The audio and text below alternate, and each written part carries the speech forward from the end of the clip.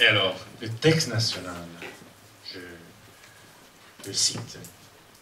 L'action de la première annonce est toujours ponctuelle, motivée par un événement, une circonstance, qui demande qu'on prenne l'initiative. Dans une première annonce, quelqu'un réagit en s'exposant comme croyant.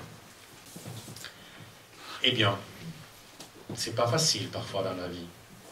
Parce que parfois, nous pensons que c'est mieux se taire, parler seulement avec des choix. Mais vous voyez que les textes nationaux, avant la joie de l'Évangile, déjà soulignent cette dimension de expliquer, de être capable de mots. Cette annonce est appelée première parce qu'elle appelle à croire et conduit au seuil où va être possible une conversion. C'est pas un itinéraire sans projet ou destination. Non, non, non.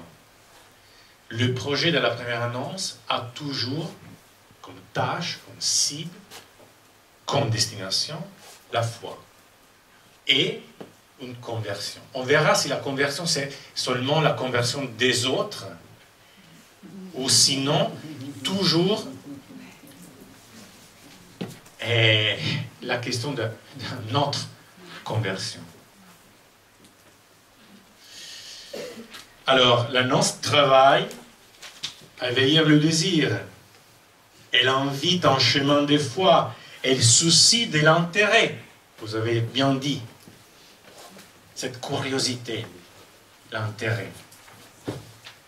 Mais, attention, sans attendre que la personne à qui elle s'adresse ait déjà choisi de devenir disciple. C'est là la différence. Et on verra bien dans la joie de l'Évangile, vous connaissez le texte, mais il ne faut pas seulement ouvrir la porte à quelqu'un qui frappe.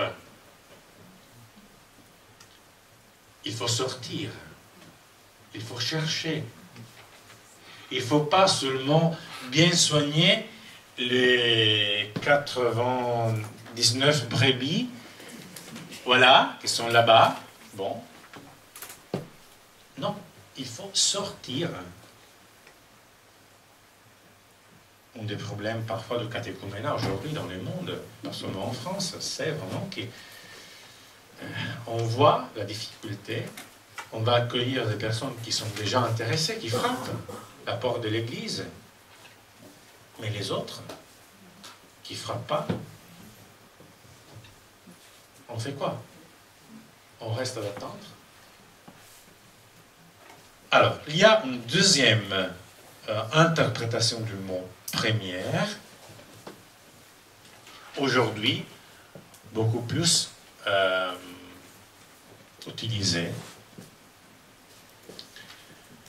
C'est le sens primordial, essentiel. Première annonce, il s'agit d'annoncer le cœur de la foi. La dimension primordiale. Ce n'est pas la vision séquentielle. Il y a une première annonce, après il y a la catéchèse, après il y a la célébration des sacrements, après il y a la vie chrétienne. Non, non, non, non. Là, c'est plutôt le schéma de Agentes, la vision du concile. Penser surtout à partir de pays de mission, où la première annonce, c'est au début. Et après, il y a la catéchèse. Après, il y a la vie de l'Église, les sacrements. Non, non, non, non. Là-bas, c'est autre chose. Et dans les colloques à Paris, sous la première annonce, il y a 2 ans, Joël Moliario a bien expliqué, et c'est étonnant voir un pape qui vient d'un pays de mission, entre guillemets, l'Amérique latine, qui va reprendre la vision de la première annonce, pas dans le sens des agentes.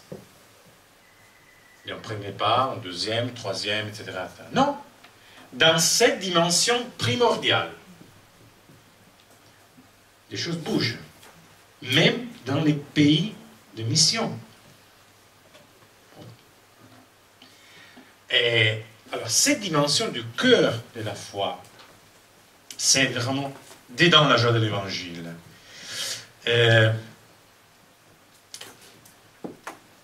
Brièvement, 164.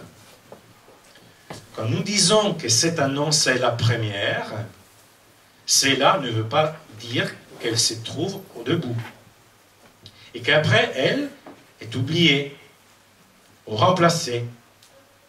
Elle est première au sens qualitatif, parce qu'elle est l'annonce principale, celle que l'on doit toujours, vous voyez, toujours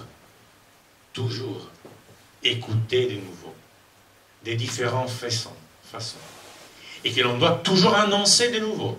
Alors, écouter, annoncer, vous voyez, écouter, annoncer, toujours. Durant la catéchèse, au fond, à toutes ces étapes et ces moments. C'est clair? Alors, vous savez que les bulletins, par exemple, de la première annonce, s'appellent moment 3. Nous n'avons pas changé, je n'ai pas voulu changer les titres du bulletin. Et on verra si après cette journée-là, on peut envoyer avec le mail, c'est simple. Mais pour dire que, pour maintenir le 2, oui, c'est un moment 3 qui est toujours présent, dans le sens primordial, qualitatif. 128, la joie de l'évangile. Dans cette prédication, toujours respectueuse et aimable, le premier moment consiste en un dialogue personnel. On verra bien que souvent, peut-être la plupart des fois, la première annonce se vit dans dimension à 2. À Rennes, nous avons parlé d'une boule. Bulle.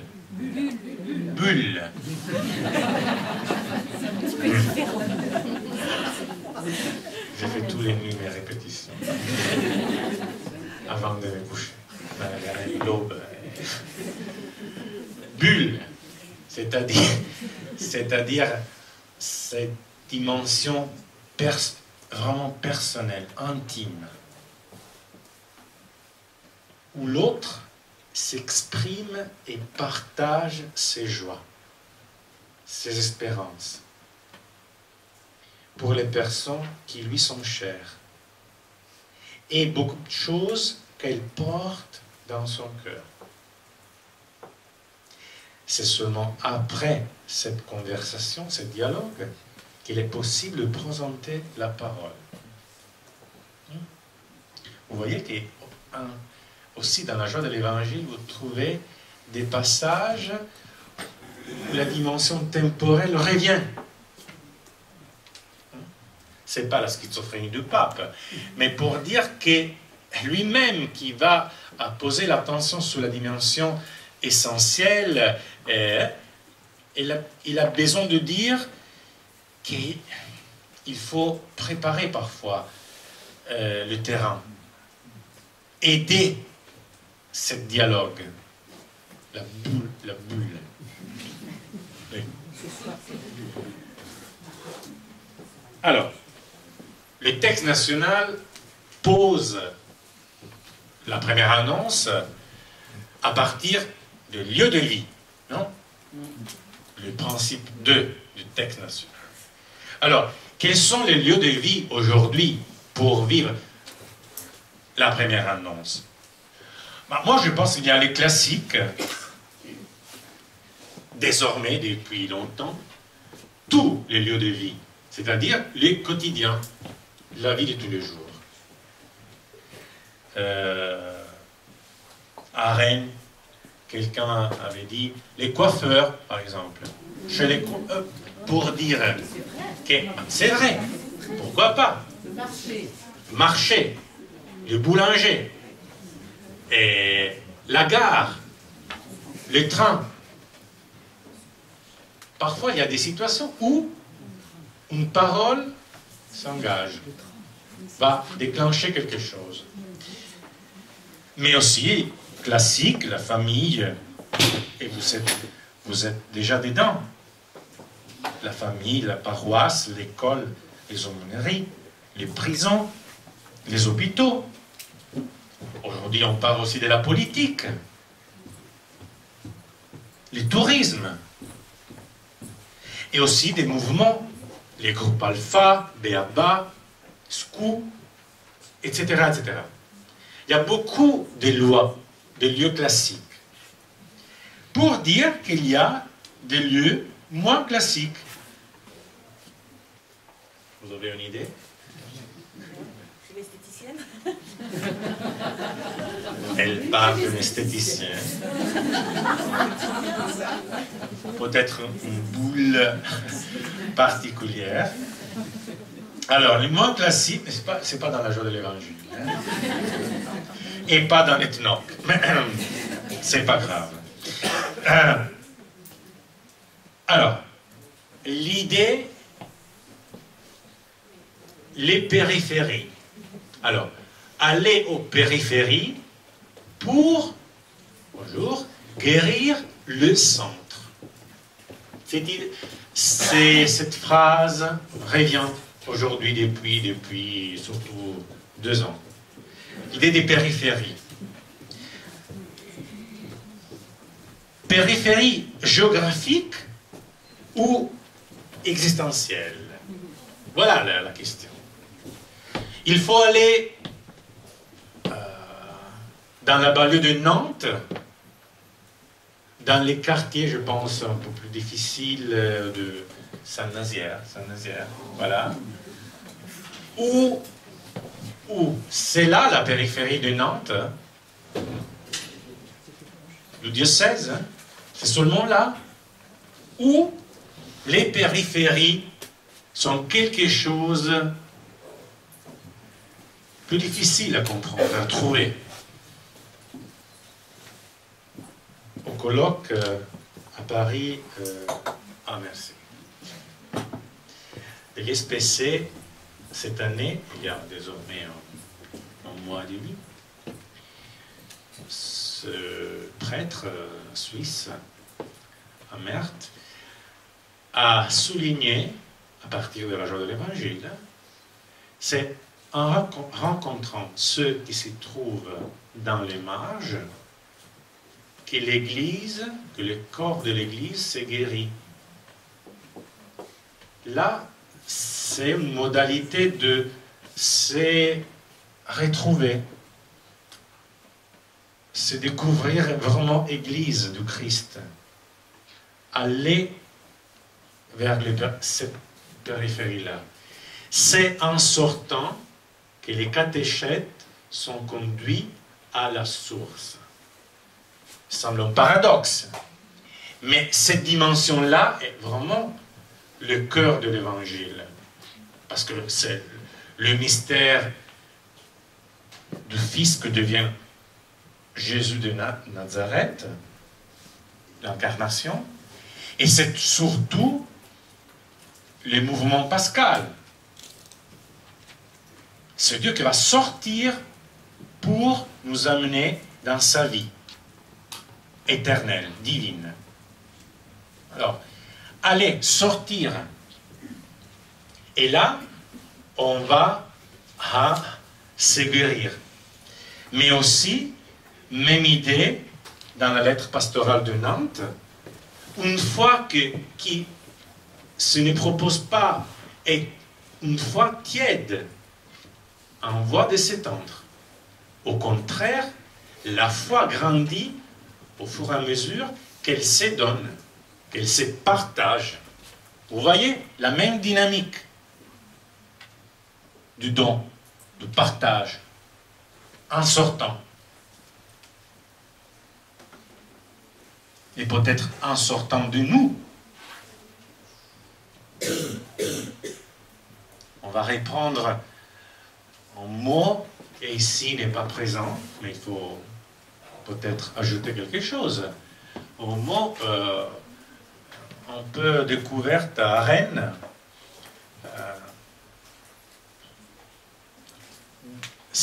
au verbe, c'est déstabiliser.